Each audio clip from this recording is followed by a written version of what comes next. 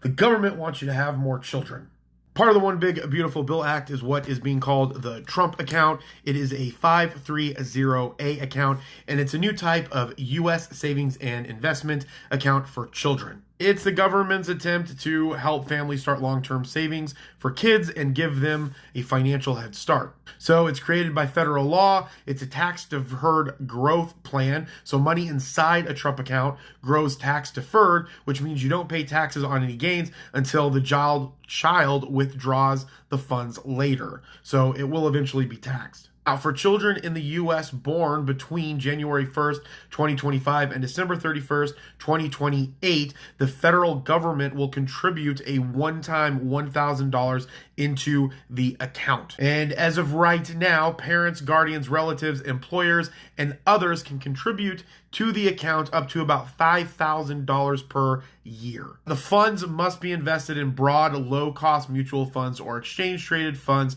that track the U.S. stock market index. So it can only be used in these types of funds. There's no other risk that you can put into it other than what the fund itself allows, or the account itself allows for the funds. And you can't invest outside of the United States. So the kids can access it at age 18. They can't withdraw the money until they turn 18, probably in most situations. There's situations where that would be different. Once they're an adult, the funds can be used for things like education, starting a business, buying a home, or other major life expenses. But my guess is if you're not educating your children on how to be financially savvy, when they turn 18, they're just going to waste it on whatever.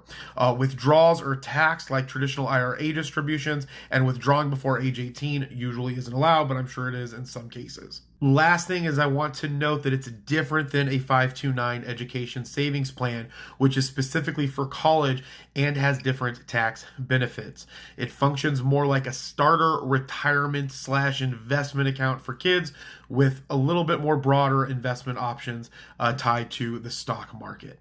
They're being called Trump accounts in the media, but they're actually 530A accounts is what they're called. And my hope is that we continue to call them 530A accounts, because Trump accounts, well, you know how I feel about that. As I always say, be thankful, grateful, and kind, and we'll talk with you soon. Bye.